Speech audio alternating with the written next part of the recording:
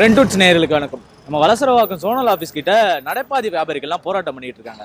சரி, யார் அந்த நடைபாதை வியாபாரிகள் அப்படின்னு கேட்டிங்கன்னா, நம்ம ரெகுலராக பார்க்குற இந்த காளான் கடை, சூப்பு கடை, டீ கடை, டிஃபன் கடை இதெல்லாம் வச்சிருப்பாங்க இல்லையா? இவங்க எல்லாரும் ஒரு 10-15 வருஷமா இந்த இடத்துல கடைகள் வச்சிருக்காங்க.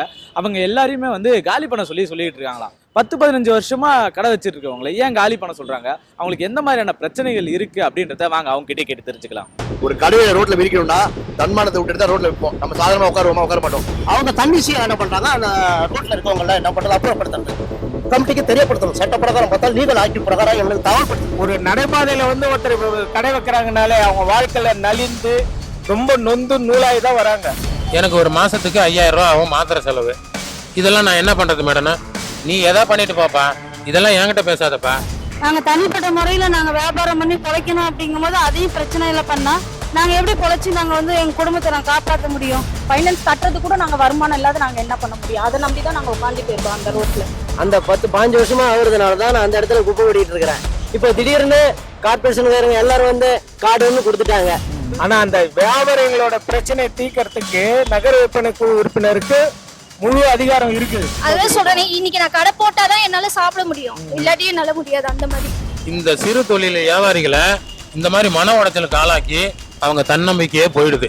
நான் மண்டலம் 11ல நகர விற்பனை குழு உறுப்பினர், மாற்றுத்திறனாளி பிரிவில் இருக்கேன். சரி, நாங்கள் பார்த்தீங்கன்னா வியாபாரிகளோட நலனுக்காக தான் நாங்கள் போராடுறோம். நாங்கள் போன கமிட்டிலையும் பார்த்தீங்கன்னா இந்த வெண்டிங் நான் வெண்டிங் பற்றி பேசினாங்க. கடை வைக்கக்கூடிய இடம், கடை வைக்கக்கூடாத இடம் பேசுனாங்க. ஆனால் அதை இன்னைக்கு அதை எந்தெந்த கடைகளை எடுக்கிறதுக்கான இது பண்ண போறாங்கன்றது இன்னைக்கு தான் தெரியும். ரெண்டாவது பார்த்தீங்கன்னா நடைபாதை வியாபாரிகளுக்கு ஒரு இடம் ஒதுக்கி கொடுத்துருக்காங்க, இங்கே விற்பனை செய்யக்கூடிய இடம்ட்டு. ஆனா இப்ப அந்த இடத்தையே பார்த்தீங்கன்னா இங்க விற்பனை செய்யக்கூடாதுன்றத மாத்தி கொடுக்குறாங்க. சம்பந்தப்பட்ட உதவி செயற்பொறியாளர்கள் தான் முன்னாடி கொடுத்தாங்க. இப்ப பாத்தீங்கன்னா ஒரு 40 கடை இருக்க வேண்டிய இடத்துல இப்போ 20 கடை தான் வைக்கணும்ன்றாங்க. அப்ப மீதி இருக்கிற 20 வியாபாரிங்க எங்க போவாங்க? ஆமா, சொல்லுங்க. 20 கடை நீங்க வைக்கிறீங்க, மீதி 20 கடை வியாபாரி எங்க போவாங்க? ஏங்க, ஒரு நடைபாதையில ஒருத்தர் கடை வைக்கிறாங்கனாலே அவங்க வாழ்க்கையில நலிந்து ரொம்ப நொந்து நூலாகி தான் வராங்க. சரி, இதையாவது பண்ணுவோமே அப்படின்னு அந்த வியாபாரிங்க பாத்தீங்கன்னா கடனை வாங்கி, என்னது தண்டல் வாங்கி, பல இடையூறுகள் ஏற்பட்டுதான் அவங்க கடையை நடத்துறாங்க. அந்த இடத்துல அவங்களுக்கு வாழ்வாதாரம் பாத்தீங்கன்னா ஒரு நாளைக்கு என்ன ஒரு 200 ரூபாய், 300 ரூபாய், 500 ரூபாய் கிடைக்குங்க. அந்த வியாபாரத்தோட வாழ்வாதாரத்துக்கும் அதிகாரிங்க இங்க கடை வைக்கூட அங்க கடை வைக்கூடாதுன்னா அப்ப அவங்க எங்க போவாங்க, என்ன பண்ணுவாங்க சொல்லுங்க? இப்ப அவங்க கிடைக்கக்கூடிய ஒரு நாள் ஊதியம் எவ்வளவு? அவங்களுக்கு மிஞ்சி போனா ஒரு 500 ரூபாய் கிடைக்கும். அந்த 500 ரூபாய் கூட அவங்களுக்கு வழி இல்லைன்னா அவங்க என்ன பண்ணுவாங்க? அப்ப நாட்டுல என்ன தெரியுங்களா, இந்த மாதிரி பண்ணும்போது அவங்க சமுதாயத்துல எதிராளியா வர்றாங்க. எப்படின்னா அவங்க வாழ்வாதாரம் வாழ முடியாம இருக்கும்போது அவங்க என்ன பண்றதுன்னு தினம் முடிக்கிறாங்க. இது ஒண்ணு. ரெண்டாவது நான் கேட்கிற ஒரே ஒரு விஷயம், எங்க மண்டலத்துக்கு கிடைச்ச ஒரு பெரிய வரப்பிரசாதம் என்னன்னா மண்டல குழு தலைவர் ஒரு வரப்பிரசாதம். அதே மாதிரி பாத்தீங்கன்னா நகர கவுன்சிலருங்க ஒரு வரப்பிரசாதம் தான். அதை யாரோ 2 பேர் செய்யற தவறு தான்.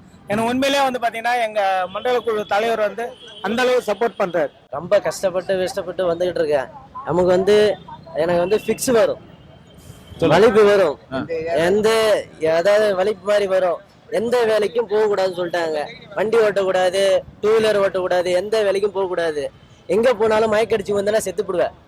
அதனால ரோட்டோரத்துல எங்கேயாவது ஒரு கடையை வச்சுட்டு உட்காரு அப்படின்னாங்க. அந்த பொழப்புக்கு தான் நான் 10-15 வருஷமா ஆகுது. அந்த 10-15 வருஷமா ஆகுறதுனாலதான் நான் அந்த இடத்துல குப்பை ஓடிட்டு இருக்கிறேன். இப்போ திடீர்னு கார்பரேஷன் எல்லாரும் கார்டு கொடுத்துட்டாங்க. பெருநகராட்சியில நான் உனக்கு கொடுத்துருக்கிறேன்பா, சாலையோர கடைகள் வச்சுட்டு உட்காந்துருப்பா அப்படின்ட்டு எல்லாத்தையும் கொடுத்தாங்க. நானும் அதை வச்சுக்கிட்டு பொழப்பு ஓட்டிட்டு இருக்கிறேன். எனக்கு பிள்ளைங்க இருக்கு, என் பொண்டாட்டி இருக்கா. நான் இப்பதான் 2 வயசு 4 வயசு பையன். நான் படிக்க வைக்கிறதா என்ன வைக்கிறதுன்னு எனக்கும் தெரியல. நான் எப்படி என்ன பொழப்பு நடத்துன்னு தெரியல. திடீர்னு கார்டு எதுக்கு கொடுத்தாங்கன்னு கேட்டா நான் சும்மா கொடுத்தேன்ப்பா. கார்டே கொடுக்கல. கார்டே எனக்கு கொடுக்கலப்பா. அப்புறம் நான் கார்டு எடுத்து காமிச்சிட்டேன். இது உறுப்பினர் கார்டு. உறுப்பினர் கார்டு கொடுத்துட்டாங்க. பெருநகராட்சி போர்டு வச்சுட்டாங்க சாலையோர கடைகள். அதுவும் கொரோனா வந்த பிறகுதான் இந்த வேலையை செய்தாங்க. அப்புறம் இந்த இது வந்த உடனே கடையை வைக்க கூடாதுப்பா, கடையை வைக்க கூடாது, பெருநகராட்சி இல்லப்பா அப்படின்ற மாதிரி காமிச்சிடுறாங்க. அப்ப நாங்க என்ன பண்றது? எனக்கு அந்த பிக்ஸ் வரதுனால எனக்கு ஏதாவது கவர்மெண்ட்ல வேலையை கூட கொடுங்க, நான் அந்த வேலையை கூட செய்துக்கிறேன். ஆனா வண்டி ஓட்டக்கூடாதுன்னு சொல்லிட்டாங்க. எல்லாரும் டாக்டரும் அதான் சொன்னாங்க, நீ எந்த வண்டியும் ஓட்டக்கூடாது, எங்க மயக்கடிச்சு விழுவேன்னு எனக்கு தெரியாது அப்படின்ட்டாரு டாக்டர். சொல்லுங்க, என்ன மாதிரியான பிரச்சனைகள் இருக்கு, அதை எப்படி நீங்க ஃபேஸ் பண்ணிட்டு இருக்கீங்க? எப்பயுமே வந்து என்ன பண்றாங்கன்னா, கரெக்டா அந்த வியாபார டைமுக்கு வந்து இந்த மாதிரி கடை போடக்கூடாது, இது நடப்பாதை அப்படின்றாங்க. நடப்பாதையில நாங்க யாருக்குமே தொந்தரவு கொடுக்காம தான் போட்டுட்டு இருக்கோமே. ஆனா எப்பயுமே வந்து வியாபார டைமுக்கு வரும்போது வாழ்வாதாரத்துல நாங்கெல்லாம் ரொம்ப கீழ்பட்ட இருக்கவங்க தான் போடுறோம். இருக்கப்பட்டவங்க யாருமே கடை வைக்கல, இல்லாதப்பட்டவங்க தான் நாங்க கடை வச்சு ரன் பண்ணிட்டு இருக்கோமே. இப்போ காலேஜ் ஃபீஸ் ஆகட்டும், இப்போ படிக்க வைக்கிறதாகட்டும், எல்லாருமே அந்த மாதிரி இருக்க ரேஞ்சில் தான் இருக்காங்க. ஆனால் எங்கள் கடை பக்கத்துலேயே வந்து ஒரு கடை வந்துச்சு. ஸோ அப்போ வந்து பக்கத்துலேயே இருக்கும்போது அவங்களும் அதே கடை போடுறாங்கன்னு சொல்லிட்டு நான் கேட்டேன். அப்போ கேட்கும்போது அவங்க வந்து கவுன்சிலருக்கு தெரிஞ்சவங்க போல். ஸோ அதனால அவங்க கவுன்சிலருக்கு கால் பண்ணி கொடுத்தோன்னே, நீ எப்படி கடை போடக்கூடாதுன்னு சொல்லுவ அப்படின்னாங்க. நான் கடை போடக்கூடாதுலாம் சொல்லலை, கொஞ்சம் பக்கத்தில் போடாமல் அந்த தள்ளி அந்த சைடில் போடுங்க தான் சொன்னேன். அப்படின்னும் போது அவங்க என்ன சொன்னாங்க, கவுன்சிலரம்மா, நீ என் உறவினர், நான் கடை அவங்களுக்கு கொடுத்துருக்கேன், நீ எப்படி போட வேணான்னு சொல்லுவ, நீ எந்த ஏரியா அப்படின்னாங்க. நான் பிறந்து வளர்ந்தது எல்லாமே சென்னை தான், இதே ஊரில் தான் நான் பிறந்து வளர்ந்தேன், எனக்கே உரிமை இல்லைன்னா அப்போ எப்படிமா அப்படின்னு மக்கள் நீதிபதி இவங்களே வந்து அந்த மாதிரி சொல்லும் போது, மக்கள் கவுன்சிலராக தேர்ந்தெடுக்கும் போது மக்களுக்காக உதவி பண்ணுவாங்கன்னு தான் தேர்ந்தெடுக்கிறோம். ஆனால் வந்து இவங்க மக்களுக்கே எந்த ஒரு சப்போர்ட்டுமே பண்ணாத போது அப்போ எதுக்கு அப்படின்ற மாதிரி தான் இருக்குது. ஏன்னா ரொம்ப கஷ்டப்பட்டவங்களுக்குல வந்து இந்த மாதிரி சொல்லும்போது, நேற்று ஒன்றுமே இல்லை, ஏய் மேடம் அடிக்கடிக்கு வந்து கடை எடுங்கன்றாங்க, போன வாட்டி எடுங்க அப்படின்னு சொல்லும்போது இவங்களுக்கு அப்படியே எண்ணெய் கொட்டிருச்சு. எல்லாருமே வந்து அந்த இடத்துல தான் நாங்கள் சமைச்சு இது பண்ணுறோமே. ஏதாவது ஒன்று எங்களுக்கு ஏதாவது ஒன்று ஆச்சு அப்படின்னா யார் பொறுப்பு? அரசாங்கம் தான் பொறுப்பு. ஏன்னா யாருமே இருக்கப்பட்டவங்க யாருமே கிடையாது அந்த ஏரியாவில், இல்லாதப்பட்டவங்க தான். இருந்ததுன்னா நாங்கள் வந்து அவங்க ஒரு வாட்டி சொன்னாங்க, ஏய் மேடம் நீங்கள் இங்கெல்லாம் கடை போடக்கூடாது, நீங்கள் வேணும்னா கடை போடுற மாதிரி உங்களுக்கு இது இருந்துச்சுன்னா கடை எடுத்து வாடகை எடுத்து லீஸ் இது பண்ணுங்க அப்படின்னாங்க. அந்த மாதிரி இருந்தால் நாங்கள் வந்து கடை போட மாட்டோம். அப்படி அமௌண்ட் இருந்ததுன்னா நாங்கள் வந்து ஏதோ ஹோட்டல் வச்சுருப்போமே. அந்த மாதிரி அமௌண்ட் இல்லாததுனால தான் இந்த ரோட்டோர கடையில் நான் வந்து பிகாம் படிச்சிருக்கேன். நான் இப்போ ரோட்டோர கடை போடுறதுக்கு என்ன இதுனா, வாழ்வாதாரத்தில் எங்களால் முடியலன்ற ஒரு சுச்சுவேஷனால தான் நாங்கள் வந்து கடையை போட்டிருக்கோமே. அதுவும் வெண்டார் ஜோன் அலோகேட் பண்ணிட்டாங்க. அலோகேட் பண்ணியுமே அது வந்து வெண்டார் ஜோன் கிடையாது, இப்போ நீங்கள் கடையை போடக்கூடாது, நேற்றுக்கு வந்து 3 மணிக்கு நீங்கள் கடையே போடக்கூடாது அப்படின்றாங்க. போடக்கூடாதுன்னா நாங்கள் எங்கே போகிறது அப்படின்னு கேட்டால், நாங்கள் உங்களுக்கு அலோகேட் பண்ணுவோம், நாங்கள் அலோகேட் பண்ணுவோன்னு சொன்னாங்களே தவிர, ஆனால் அலோகேட்லாம் பண்ண மாட்டாங்க. எப்பயுமே எடுத்துட்டு அவங்க வேற ஏதாவது கடையை போடுறதுக்காக இது பண்ணுறாங்க. இருக்கப்பட்டவங்களுக்கு ஹெல்ப் பண்றாங்களே தவிர இல்லாதப்பட்டவங்களுக்கு ஹெல்ப்பே பண்ண மாட்டாங்க. அதுதான் என்னன்னு தெரியல. இந்த கார்டு இந்த போர்டு எல்லாத்தையும் எடுக்க சொன்னாங்க. எடுத்துட்டு அப்புறம் நாங்க இந்த ஆதார கார்டு இந்த ஓட்டு ஐடி எல்லாம் கொடுக்குறாங்க, அதையே நாங்க வச்சுக்கலாமா இல்ல அதையும் தூக்கி போடுற மாதிரி வச்சுக்கலாமா என்னன்னு எனக்கு ஒன்றும் புரியல. அதனாலதான் கேட்கறேன். எனக்கு உடம்பு சரியில்லாதனால தான் இதை சொல்றேன். இருந்தாலும் இது ஏன் இப்ப இந்த கார்டே தேவையில்ல, இந்த போர்டும் தேவையில்லைன்றாங்க, ஆதார் கார்டும் தேவையில்ல, இல்ல இது ரேஷன் கார்டும் தேவையில்ல, எதுவுமே தேவையில்ல. ஆனா எலெக்ஷன் வந்த மட்டும் ஓட்டு போடுன்ற அந்த ஒரு வார்த்தை மட்டும் வருது. அப்ப தேவைப்படுமா ஆதார் கார்டு? எனக்கு தெரியல, அதனால நான் கேட்கறேன். வணக்கம். வெண்டார் கமிட்டி மீட்டிங், நடைபாதை வியாபாரிகள் எல்லாருமே சேர்ந்து இன்னைக்கு வந்து அரசாங்கம் நிர்ணயிக்கிற குழுவோட இன்னைக்கு வந்து கூட்டம். இன்னைக்கு நான் ஒரு சமூக வழக்கறிஞராக இருந்து பொதுமக்கள் உரிமை விழிப்புணர்வு இயக்கத்தின் தலைவராக இருந்து, நான் எந்த கட்சி ஜாதி மதம் இனம் சாராதவன். என்னையும் வந்து இந்த மதுரவாயல் தொகுதியோட எம்எல்ஏ அவர்கள் நாமினேட் பண்ணாங்க. மற்றும் அவர்கள் எல்லாரும் ஒருமித்த கருத்தோட என்னோட மெம்பராக போட்டிருக்காங்க. இதுக்கு என்னால் முடிஞ்சது என்னன்னா, இந்த தமிழக அரசுக்கும் என்னை நியமிக்க பரிந்துரைத்த எம்எல்ஏ மற்றும் அனைத்து உறுப்பினர்களுக்கும் நான் கண்டிப்பாக வந்து நல்ல முழுமுயற்சியோட கடமையாற்றுவேன். First point. ரெண்டாவது பாயிண்ட் வந்து, இந்த நடைபாதையில் நான் வியாபாரிகள் சொல்லக்கூடிய ஒரு விஷயம் என்னன்னா, தயவு செய்து விபத்து ஏற்பட்ட பகுதியில் போய் நிற்காதீங்க, அந்த இடத்துல கடை போடாதீங்க, கொஞ்சம் தள்ளி வச்சுக்கோங்க. வேற ஒன்றும் இல்லை, அது ஒன்று தான் நான் அவங்கள்ட்ட சொல்லுவேன். மற்றபடி வேணும் இல்லை. இல்லாதப்பட்ட கஷ்டப்படுறவங்க தான் ரோட்டில் வந்து நிற்கிறாங்க. ஒரு கடையை ரோட்டில் விரிக்கணும்னா தன்மானத்தை விட்டுட்டு தான் ரோட்டில் விற்போம். நம்ம சாதாரணமாக உட்கார மாட்டோம். அப்போ விரிக்கிறாங்கன்னா அந்த கடையை விரிச்சு ஒரு 600 ரூபாய் 800 ரூபாய் 1000 ரூபாய் சம்பாதிக்கிறாங்கன்னா, அதில் இல்லாதப்பட்டதெல்லாம் அரசியல்வாதிகள் குறுக்கீடுகள், அதிகாரிகள் குறுக்கீடுகள், எந்த துறையினு எல்லாருக்கும் தெரியும். போய் 100 200 ரூபாய் குறுக்கீடுகள், இதுல 100 கொடு 200 கொடு, அப்புறம் சாப்பாடு டீ டிஃபன் சாப்பாடு கொடு, ஃப்ரீயா கொடு. எனக்கு தயவுசெய்து இதெல்லாம் எனக்கு அசிங்கமாகுது. ஏன் அப்படின்னா, நம்ம கை காசு கொடுத்து நம்மலாம் ஒரு 40-50 சம்பாதிக்கிறவங்க, அதை நம்ம கொடுத்து முன்மாதிரியா நம்ம ஒரு நல்ல ரோல் மாடலாக இருக்கணும்னு எந்த சம்பந்தப்பட்ட துறை ஊழியர்களோ அதிகாரிகளோ கொஞ்சம் யோசிக்கணும். அதிகாரிகள் வந்து நீங்க ஆணையிடணும், தயவுசெய்து அவங்க இடத்துல போய் நிற்காத. அதே மாதிரி அவங்க கரெக்டாகணும், கலப்படம் இல்லாம அந்த மாதிரி விஷயங்களையும் அவங்க பார்க்கணும். ஏன்னா மக்களுடைய பாதுகாப்பை அவங்க உறுதி செய்யணும். கழிவு அங்கேயே கொட்டக்கூடாது. இந்த மாதிரி விஷயங்களை பண்ணிட்டோம். இது மாதிரி பண்ணும் பட்சத்தில் நிறைய இடத்துல எனக்கு நான் ஃபேஸ் பண்ண பிரச்சனைனா, ஒரு படத்தில் கவுண்ட் பண்ணி வர மாதிரி 100 ஃபோன் அங்க கடை போட்டுட்டோம், இவங்க கடை போட்டுட்டு ஒரு அரசியல்வாதிகள் வந்து நிறைய அரசியல்வாதி குறுக்கிடு, இல்லைன்னா அந்த அரசியல்வாதி நல்ல அரசியல்வாதியா இருந்தா அவங்களுடைய கூட இருக்காங்கல்ல அவங்க குறுக்கிடு, இல்ல ஓட்டு வங்கிக்காக குறுக்கிடு. இது எங்களுக்கு பெரிய மன உளைச்சல் ஏற்படுத்துது. எங்களுக்கு உண்மையாலே பாதிக்கப்பட்டவங்க அந்த கடையை கேட்கறது இல்ல. அது யாராவது அவங்க ஃப்ரெண்டுக்காக ஒருத்தர் பெரிய கம்பெனி ஒர்க் பண்றாரு, உதாரணத்துக்கு நம்ம ஏதாவது டீலர் ஒர்க் பண்றாங்க, அவங்க அப்படியே பக்கத்துல ஒரு கடையை போட்டுட்டோம், இவங்க இன்னொரு கடையை போட்டுட்டோம், அவங்க சைடு வருமானத்துக்குலாம் கடை போடுறதுக்கான இடம் கிடையாது. அப்ப உண்மையிலே பாதிக்கப்பட்டவங்க கடை போடுறதுக்கான முடியாம போயிடும். அப்ப வெண்டிங் ஜோன் நான் வெண்டிங் ஜோன் பிரிச்சா எவிக்ஷன்றது வந்து நிறைய சிட்டில நிறைய நடக்குது, சந்தோஷப்படுறேன். ஆனா மதுரையில் பகுதியில குறிப்பா அந்த போரூர் பகுதியில எவிக்ஷனே நடக்கிறது இல்ல. எவிக்ஷனுக்கு முன்னாடி யாரெல்லாம் உண்மையிலே பாதிக்கப்பட்டாலும் பார்த்துட்டு அவங்களுக்கு அந்த வெண்டிங் அந்த கடையை கொடுங்க, அது நல்லா இருக்கும். ஏன்னா அவங்க வந்து இன்னும் கஷ்டப்பட்டு இருக்காங்க. தமிழ்நாடு அரசு திட்டம் நிறைய இருக்குது, மத்திய அரசு திட்டம் இருக்குது, இதெல்லாம் எடுத்து சொல்றதுக்கு யாரும் இல்ல. இதெல்லாம் சொல்லணும், அதை சொல்லாம இருந்தாங்கன்னா கஷ்டம். சோ இதெல்லாம் சரி பண்ணிட்டு என்ன மாதிரியான திட்டங்கள் உங்களுக்கு இருக்குன்னு ஒண்ணு இல்ல. இப்ப உங்களுக்கு முதலீடு தேவை என்ன பண்ணோம், ஒரு டிஃபன் வைக்கணும்னா அவங்களுக்கு தேவையான அத்தனை பாத்திர பண்டங்கள் வாங்க கை காசு போட முடியாது, அதுக்கு அரசாங்கத்தோட திட்டம் இருக்குது, அதை எடுத்து சொல்லணும் அவங்களுக்கு. சொல்லிட்டு அதே மாதிரி சுகாதாரம் வச்சுக்கணும்னு சொன்னா கண்டிப்பா வச்சுப்பாங்க. ஒரு நாளைக்கு நான் திருப்பி சொல்றது என்னன்னா, இவங்களை யாராவது வந்து பயப்பட வேண்டாம். சிலிண்டர் அதே மாதிரி தயவு செய்து எக்ஸ்ட்ரா ரேட் கொடுத்து சிலிண்டர் வாங்காதீங்க, வீட்டு சிலிண்டர் வாங்காதீங்க. வீட்டு தான் கமர்ஷியல் சிலிண்டர் வாங்க, அதுக்கு எக்ஸ்ட்ரா காசு தான் எங்க கிட்ட சொல்லுங்க, நாங்க பண்ணிட்டு நான் கன்சர்ன் டிபார்ட்மெண்டோட எங்க டிபார்ட்மெண்ட் எங்க டீமோட போய் நான் பேசுறோம், சண்டை போடுறோம், நல்ல செய்து நான் ரெடியா இருக்கோம். நான் அப்படித்தான் வரேன். கட்சி ஜாதி மதம் இல்ல, எந்த கட்சி வந்தாலும் எந்த அரசு அதிகாரி வந்தாலும் எந்த அரசியல்வாதி வந்தாலும் நல்லதுக்கு சப்போர்ட், தப்புக்கு ரிப்போர்ட், இதை வச்சுதான் நான் போயிட்டு இருக்கேன். அந்த வகையில என்ன உள்ள நாமினேட் பண்ணிருக்காங்க. கண்டிப்பாக இந்த அரசுக்கும் இந்த வியாபாரிகளுக்கும் இந்த மாநகராட்சி அதிகாரிகளுக்கும் எல்லாருக்கும் நான் நன்மையை செய்வதற்காக என்னால் என் குழுவாலான முயற்சிகளை கண்டிப்பாக செய்வேன் என்று உறுதியளிக்கிறேன். இன்னைக்கு நாள் 8/1/2026 அழகர் செந்தில் சமூக எங்களுடைய கோரிக்கையை வச்சு இன்னைக்கு ஆர்டிசி மீட்டிங்ல வந்து நாங்கள் தெரியப்படுத்திருக்காங்க. இன்னைக்கு வந்திருக்கோம்.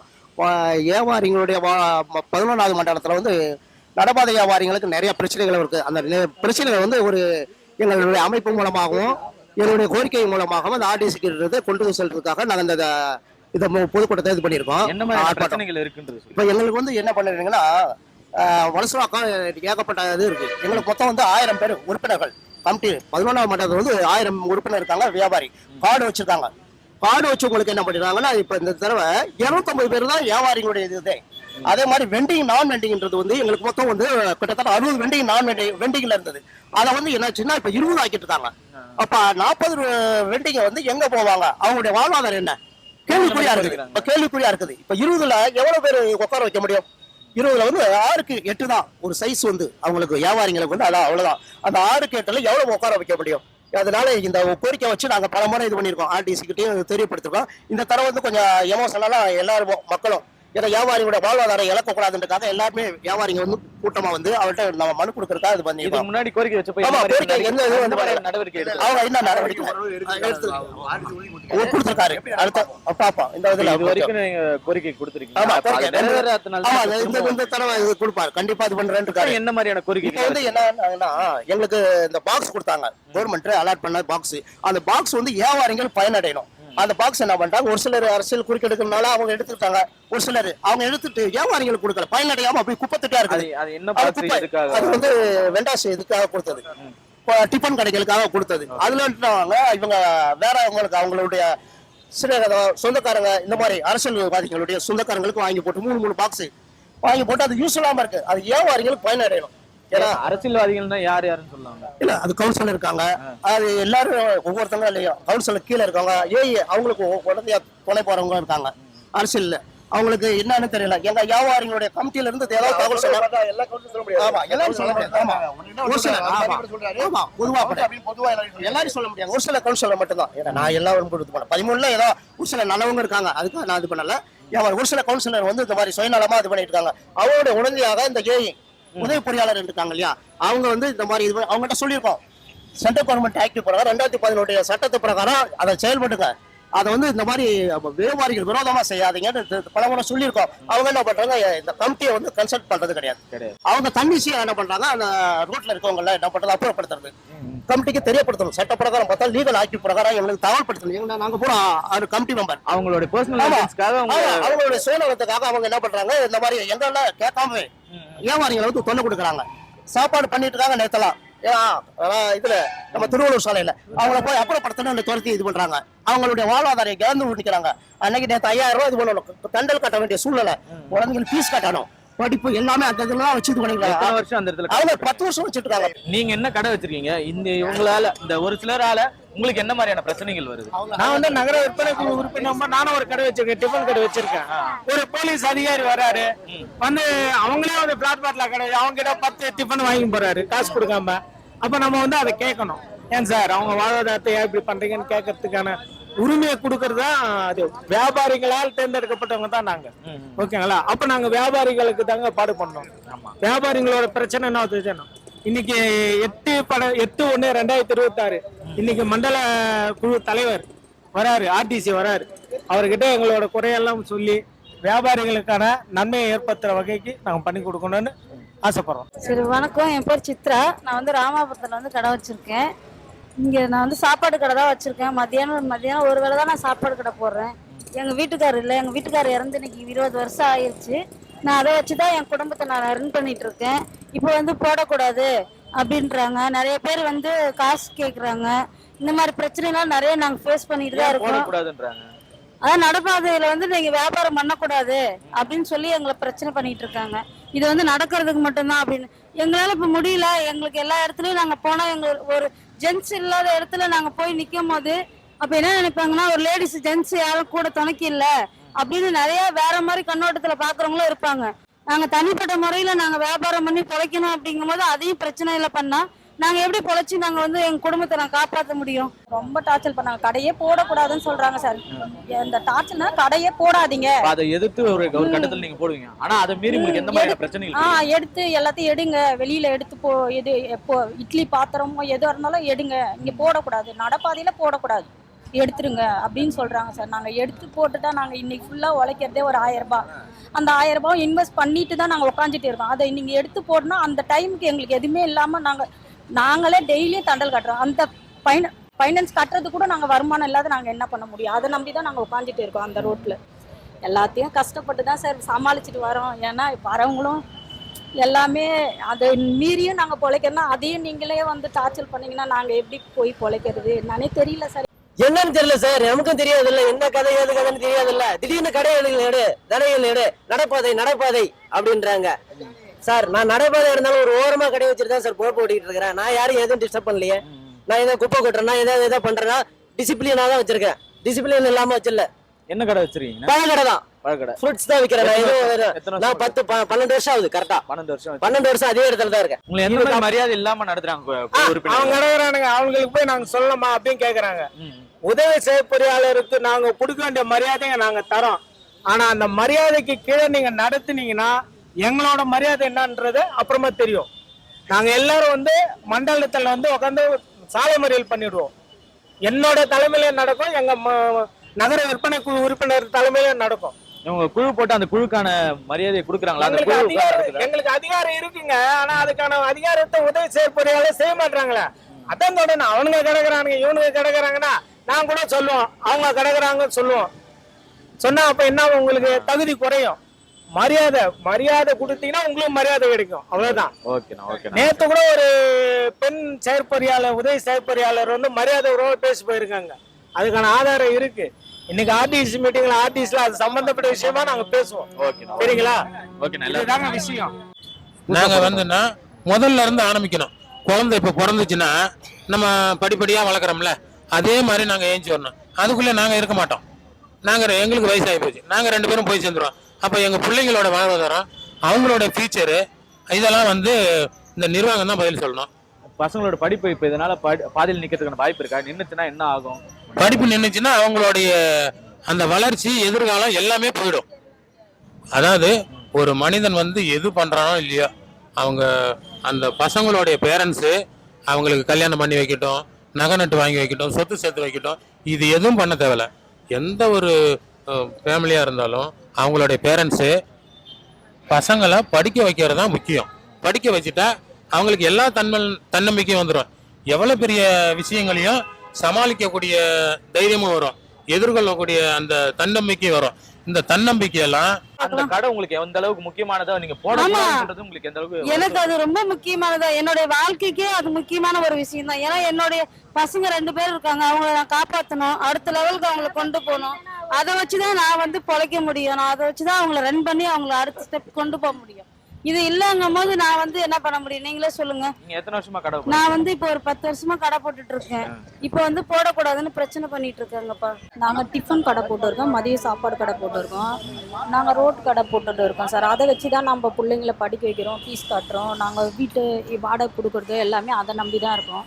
நாங்க பண்ணும்போது என்னாங்கன்னா ஏஇ இருக்காங்க, அந்த நம்ம கடையாண்ட இருக்க ஏஇ மேடம் வந்து நேற்று வந்து கடை போடக்கூடாது, போட்டிங்கன்னா நீங்கள் நடைபாதையில் இப்போ யாரை கேட்டு கடை போடுறீங்க, நடைபாதையில் கடை போடுறது கிடையாது, நீங்கள் இப்போ கடையை எடுங்க, நீங்கள் எடுத்து வேற எங்கேயாச்சும் போய் போட்டுக்கோங்க, இங்கே இந்த கடை போடுறதுக்கு அனுமதி கிடையாது அப்படின்னு சொல்லி நேற்று வந்து ரொம்ப வேகமாக பேசி கடையே போடக்கூடாதுன்னு சொல்கிறாங்க சார். ஆனால் நாங்கள் வாழ்வாதாரத்துக்கு நாங்கள் அதை நம்பி தான் சார் நம்ம 2 பிள்ளைங்களை படிக்க வைக்கிறோம், ஃபீஸ் கட்டுறோம், நாங்கள் வாடகை கொடுக்குறோம், அதில் வச்சு தான் குடும்பத்தையே ரன் பண்ணிட்டு இருக்கோம். திடீர்னு வந்து நீங்க கடையே போடக்கூடாது, இந்த ரோட்லயே நீங்க கடை வைக்கக்கூடாது அப்படின்னா நாங்க 3-4 வருஷமா வச்சுட்டு இருக்கோம் சார். நாங்க அதை நம்பி தான் பிள்ளைங்களை படிக்க வைக்கிறோம், அதில் தான் நாங்க சாப்பிட்டுட்டு இருக்கோம். திடீர்னு இப்போ வந்து நீங்க எடுங்கன்னா நாங்க வாழ்வாதாரத்துக்கு எங்க மேம் போவோன்றோம், அது எங்களுக்கு தெரியாது. நீங்க எங்கேயாச்சும் இப்ப அந்த கடை இல்லைன்னா உங்களுக்கு எந்த அளவுக்கு அது? ஆனா ரொம்ப மன உளைச்சல் தான் சார். 2 பிள்ளைங்க படிக்க வைக்கிறோம், அதை நம்பி தான் நாங்க ஃபீஸ் கட்டுறோம், அதை நம்பி தான் நாங்க வீட்டில் வாடகை கொடுக்குறோம், அதில் தான் நாங்கள் சாப்பிட்டுட்டு இருக்கிறோம். அதை நீங்கள் டக்குன்னு நிறுத்திட்டா எங்களுக்கு வாழ்வாதாரமே எதுவுமே இல்லாமல் போயிடுது. அப்போ நாங்கள் என் பிள்ளைங்களை நாங்கள் எங்கே போய் படிக்க வைக்கிறதுக்கு, நாங்கள் எந்த வேலையும் பார்க்கறதுக்கு திடீர்னு போக முடியாது. நாங்கள் டெய்லியும் வந்துட்டு தண்டல் கட்டிக்கிறோம் சார், தண்டல் வாங்கி தான் நாங்கள் அதை இன்வெஸ்ட் பண்ணி நாங்கள் டெய்லி அதில் கட்டிகிட்டு இருக்கோம். அந்த வாழ்வாதாரமே இல்லைன்னா நாங்கள் எப்படி சார் நாங்கள் தண்டல் கட்டுவோம், நாங்கள் சாப்பிடுவோம், வாடகை கொடுப்போம், எவ்வளோ பிரச்சனை இருக்குது சார். அதை நம்பி தான் சார் பொழைக்கிட்டு இருக்கோம். அப்ப திடீர்னு போனா நாங்க எதை நம்பி சார் நாங்க வெளியில போக முடியும் சார்? ஒரு நாள் வந்து சொல்லுவாங்க, மாசத்துல ஒரு நாள் கிளீன் பண்ணுப்பான்னு சொல்லுவாங்க. அப்படி சொல்லிட்டு இருந்தோம். இப்ப திடீர்னு கடைகளை தூக்கணும் சொன்னா எப்படி எங்க போறது, என் பொறுப்பு எப்படி போகும், அதை சொல்லுங்க. வியாபாரிகளை பிரச்சனையை தீர்க்கறதுக்கு தான் நகர விற்பனை குழு உறுப்பினர் தேர்ந்தெடுத்தாங்க. ஆனா அந்த வியாபாரிகளோட பிரச்சனையை தீர்க்கறதுக்கு நகர விற்பனை குழு உறுப்பினருக்கு முழு அதிகாரம் இருக்குது. இது வந்து பாத்தீங்கன்னா மத்திய அரசோட சட்ட திட்டத்தை உட்பட்டது. ஆனா இதை வந்து ஏற்கனவே ஆர்டிசி சார் வந்து என்ன சொன்னார்னா, நகர விற்பனை குழு உறுப்பினர் வச்சு தான் நீங்க எந்த ஒரு விஷயத்தையும் வியாபாரிகிட்ட போய் அணுகணும்னு சொல்லியிருக்காரு. ஆனா இந்த சம்பந்தப்பட்ட 143ல இருந்து 155க்கான செயற்பொறியாளர், உதவி செயற்பொறியாளர்களும் சரி, செயற்பொறியாளர்களும் சரி, யாருமே அதை பத்தி இதன்றதே கிடையாது. வியாபாரிகிட்ட போய் நேரடியா போய் மோதுறது. அவங்க என்ன சொல்லுவாங்கன்னா, சார் இது மாதிரி எங்களுக்கு நகர விற்பனை குழு உறுப்பினர் அவங்க கிட்ட பேசுங்கன்னா, அவனுங்க கிடக்குறானுங்க, அவனுங்க கிட்ட நாங்க என்ன போய் பேசுறது, அவங்கன்னு கூட சொல்றது, அவனுங்க கிடக்குறானுங்க அப்படின்ட்டு. அப்போ வியாபாரிகளால் தேர்ந்தெடுக்கப்பட்ட நகர விற்பனை குழு உறுப்பினருக்கு என்ன மரியாதை சொல்லுங்க? அவங்களோட பிரச்சனை. சப்போஸ் நீங்க போய் கடையை எடுக்கிறதுக்கான வழிமுறை போய் பண்றீங்க, அவன் ஆவேசத்துல உங்க அசிஸ்டான என்ன பண்ணுவீங்க சொல்லுங்க? அப்புறம் அச்சுட்டான அவன் மேல கேஸ போட்டு அவனை வந்து கடையை நத்த விடாம பண்ணுவீங்க. இதுதான் உங்களால் பண்ண முடியும். நாங்க என்ன கேட்கிறோம்னா, நகர விற்பனை குழு உறுப்பினர்களுக்கு முழு அதிகாரம் இருக்கு அந்த கடையோட இது சம்பந்தப்பட்ட விஷயத்துக்கு. அதுக்கு அவங்க என்ன பண்ணணுமோ அதை பண்ணீங்கன்னா உங்களுக்கு நல்லதா இருக்கும். நீங்க வந்து நேரடியா போய் அதிகாரிங்கன்னு சொல்லிட்டு போய் நீங்க நேரடியா வியாபாரிகிட்ட போய் மோதனீங்கன்னா அதுல வர சிக்கல் நீங்க தான் பாத்துப்பீங்க. நகர விற்பனை குழு உறுப்பினர்ன்றதே வந்து பாத்தீங்கன்னா ஏறக்குறைய கவுன்சிலரை விட ஒரு பதவி மேல மாதிரி தான். கவுன்சிலர் ஒரு வார்டுக்கு ஒரு கவுன்சிலர் தான். ஆனா நாங்க அப்படி கிடையாதுங்க. 6 உறுப்பினர்களும் 13-15 வார்டுக்கு நாங்க வந்து இதுதான். நாங்க எங்க வேணா போய் எந்த கடை வேணா செக் பண்ணலாம். கவுன்சிலர் யாரா போய் அந்த மாதிரி செக் பண்ண சொல்லுங்க, பண்ண முடியாது. நாங்க பண்ணலாம். நான் முகப்பேர் மேற்குல இருக்க கடையும் போய் பார்க்கலாம், ராமாபுரத்துல டிஎல்எஃப் ஃபண்ட் இருக்க கடையும் போய் செக் பண்ணலாம். எனக்கு அந்த அதிகாரம் இருக்கு. அப்போ எங்க கிட்ட சொல்லணும், சார் இந்த மாதிரி இந்த கடைக்காரர் இந்த மாதிரி பண்றான்னு சொன்னா அதுக்கான வழிமுறை என்ன, நாங்க கூட வருவோம். எந்த அசம்பவத்தும் நடக்காது. நாளைக்கு ஒருத்தர் அச்சின்னு எல்லாம் லாண்ட் ஆர்டர் பிரச்சனை வந்தா யார் பொறுப்பு? அன்னைக்கு ஆர்டிசி கூப்பிட்டு கேட்பாரு, நீங்க என்ன பண்ணீங்க நகர விற்பனை குழு. நகர விற்பனை குழு உறுப்பினர்களுக்கும் தகுந்த மரியாதை கொடுத்தீங்கன்னா உதவி செயற்பொறியாளர்களுக்கு தேவையான மரியாதை கிடைக்கும். இது வந்து முதல் ஆரம்பம் தான். இப்போ இந்த கடை இல்லைன்னா உங்களுக்கு என்ன மாதிரியான ஒரு சூழல் ஏற்படும் வாழ்வாதாரத்தில்? சொல்ல போனா வந்து ஃபினான்ஸ்ல தான் எங்க பொழப்பு போயிட்டு இருக்கு. சாப்பிட்றதாகட்டும், ரெண்ட் கொடுக்கறதாகட்டும், ஒருத்தவங்களுக்கு கடன் கொடுக்கறதாகட்டும், எல்லாமே வந்து ஒரு ஃபினான்ஸ் தான். ஃபினான்ஸ் இல்லாம நாங்க எதுவுமே இல்லை. அந்த மாதிரி ஒரு சூழ்நிலையில தானே இருக்கு. இந்த கடை இல்லைன்றது உங்க வாழ்வாதாரத்துல எந்த அளவுக்கு பின்னடை? அதான் சொல்றேன், இன்னைக்கு நான் கடை போட்டாதான் என்னால சாப்பிட முடியும், இல்லாட்டி என்னால முடியாது. அந்த மாதிரி ஏன் கடைகளை தூக்கணும்னு சொல்றாங்க? அங்கிருந்து எடுத்துட்டீங்கன்னா உங்களுக்கு உங்களுடைய நிலைமை என்ன ஆகும்? அதுதான் நான் இன்னமும் கேக்குறேன், கவர்மெண்ட்ல தான் நானும் கேக்குறேன். எனக்கு என்ன வேற பொழப்பு ஏதாவது இருக்கா? எனக்கு நான் வேலை எந்த வேலைக்கும் போக முடியாது. ஒரு வெயிட் தூக்குனா கூட மயக்கடிச்சு விழுந்தனா எனக்கு தெரியாது. நேற்று நைட்டு இவங்க வந்து இந்த மாதிரி சொல்லிட்டு போனதெல்லாம் மயக்கடிச்சு விழுந்தான். அதே ரோட்ல ஒருத்தர் வண்டியில விழுந்த அவரு வண்டியை ஓரம் கட்டி தூக்கி உட்கார வச்சு தண்ணியை கொடுத்து குடிப்பாட்டி விட்டு தான் போனாரு. இதனால எந்த பொழப்பு நீ செய்யக்கூடாது. இந்த பொழப்பு தான் உனக்கு. மார்க்கெட்டுக்கு போனியா, பொருளை வாங்கிட்டு வந்தியா, இங்க வச்சியா, இங்க வியாபாரம் பண்ண, அவ்வளவுதான். இந்த பொழப்பு நீ விட்டுட்டு போனா எங்கேயாவது திட்டுருவ. இந்த வார்த்தையை எல்லாரும் சொல்லிட்டாங்க. சொல்றது உங்களுக்கு எந்த மாதிரியான ஒரு கோபத்தை தூண்டுதா இல்ல எந்த மாதிரியான உணர்வா இருக்கு? கோவத்தை தோணுது இல்ல சார். நான் கோவப்பட்டு நான் ஒண்ணும் பண்ண போறது கிடையாது. எனக்குன்னு பொண்டாட்டி இருக்கு, பிள்ளைங்க இருக்கு. நான் ஒரு பொழப்பு ஓட்டணுமா இல்லையா? நான் எந்த வேலைக்கு நான் போக முடியாது இல்ல. என் பொண்டாட்டி பிள்ளைங்க நான் என்ன பண்றது? அதாவது கவர்மெண்ட்ல சொல்லுங்க. நான் ஏதாவது வேலையை கொடுக்க சொல்லுங்க. இல்லைன்னா கூட நாங்க 152வது வார்டில் இருக்கிறோம். நான் கிட்டத்தட்ட ஒரு 15 வருஷமா கடை போட்டிருக்கேன். நான் வந்து உடல்நலம் சரியில்லாத ஆள். 2 பெண் குழந்தைய படிக்க வச்சுக்கிட்டு இருக்கேன். வீட்டு வாடகை கொடுக்கறது, போகிறது வர்றது எல்லாம் இதை நம்பி தான் இருக்குது. கவர்மெண்ட்டு அலாட்மெண்ட் பண்ணி அந்த கவர்மெண்ட் பாக்ஸு எங்களுக்கு கொடுத்தாங்க. நேற்றுக்கு திடீர்னு ஏஐ மேடம் வந்து இந்த பாக்ஸ் இருக்கக்கூடாது, இதை தூக்கிடுங்க, இது ஃபுட்பாத்து அப்படின்னு சொன்னாங்க. ஃபுட்பாத்துனா எங்களுடைய வாழ்வாதாரம் என்ன மேடம் ஆகுது அப்படின்னா, அதெல்லாம் நாங்கள் அப்புறம் சொல்லுவோம், அப்போ பின்னாடி யோசிப்போம் அப்படின்னா. பின்னாடி யோசிப்பீங்கன்னா அப்போ நாங்கள் எங்கள் குடும்பத்தில் 4 பேர் இருக்கோம், 2 பொன் குழந்தைங்க படிக்குது, இவங்களுக்கெல்லாம் என்ன பதில் அப்படின்னா, அதை நாங்கள் சொல்லும் போது பார்த்துக்கலாம், இப்போ நான் சொல்கிறத நீ கேளு, நீ என்ன கேள்வி கேட்காத அப்படின்னு சொல்கிறாங்க. இப்படி சொன்னால் என்ன மேடம் பதில்? இங்கே கடை போடக்கூடாதுங்கிறதுக்காக ஏதாவது அத்தாச்சி ஆதாரம் இருக்கா மேடம் அப்படின்னா, அதெல்லாம் நீ என்கிட்ட கேட்காத, உங்ககிட்ட காட்டணுங்கிற அவசியம் இல்லை, நான் சொல்கிறத கேளு, ஏன் வேலை உங்கள் வேலை ரைட்டு. அப்போ எங்களோட வேலை எனக்கு ஒரு மாதத்துக்கு 5000 ரூபா ஆகும் மாத்திரை செலவு. இதெல்லாம் நான் என்ன பண்ணுறது மேடம்னா, நீ எதா பண்ணிட்டு பாப்பா, இதெல்லாம் என்கிட்ட பேசாதப்பா, சரியா? நான் வந்து கவர்மெண்ட் ஆஃபீஸர், என்னோட கடமையை நான் செய்கிறேன், சரியா? இது வந்து அனாவசியமான கிராஸ் கேள்வி என்ன கேட்காத அப்படிங்கிறாங்க. அப்போ நாங்கள் குடும்பத்தோடு சேர்ந்து தற்கொலை பண்ணிக்குவா என்ன அப்படின்னு எனக்கு கேட்டதுக்கு, நான் குடும்பத்தோடு சேர்ந்து தற்கொலை பண்ணிக்குவா, நாங்கள் என்ன பண்ணுறதுன்னா காதலே வாங்காத மாதிரி போகிறாங்க. நேற்றுக்கு மீடியாக்காரர் ஒருத்தர் கூப்பிட்டு, மேடம் எங்கேருந்து வரீங்க, இது மேயர் லெவலில் தெரியுமா இல்லை சிஎம் லெவலில் தெரியுமா அப்படின்னா, நாங்கள் எல்லாருக்கும் சொல்லியிருக்கோம், சொல்லிட்டு தான் இந்த ரெய்டுக்கே வரோம், சரியா? எங்களை நீங்கள் கேள்வி கேட்காதீங்க அப்படிங்கிறாங்க. உங்கள் பேர் என்ன மேடம் அப்படின்னா, கொஞ்ச நேரம் நின்று யோசித்து அதுக்கப்புறம் ஏய் பிரியா அப்படின்னு சொல்கிறாங்க. இதுக்கு நாங்கள் என்ன மாதிரியான பதில் சொல்கிறது தெரியல. எங்களோட வாழ்வாதாரம் வந்து இதுதான். இது இல்லைன்னா எங்கள் வாழ்வாதாரத்துக்கு என்ன கேள்விக்குறி அப்படிங்கிறத இந்த 11th ஜோன் தான் எங்களுக்கு பதில் சொல்லணும். 2 பொண்ணு இருக்குது, அவங்கள நான் எப்படி படிக்க வைப்பேன்? முதல்வரே சொல்லியிருக்காரு, இங்கே வந்து தமிழ்நாட்டில் முடிஞ்ச அளவுக்கு படித்த மாணவர்களும் மாணவிகளும் மேன்மைப்படணும், வரக்கூடிய இளைஞர் தான் பின்னாடி வர சம்பதிகள் அப்படின்னு சொல்லியிருக்காங்க. அதுக்கெல்லாம் இவங்க ஒரு கேள்விக்குறியும் முற்றுப்புள்ளியும் வைக்கிறாங்க. நீங்கள் தான் பதில் சொல்லணும். இந்த சிறு தொழில் வியாபாரிகளை இந்த மாதிரி மன உடைச்சலுக்கு ஆளாக்கி அவங்க தன்னம்பிக்கையே போயிடுது. இதுக்கு என்ன முடிவுன்னு இந்த நிர்வாகம் தான் சொல்லணும்.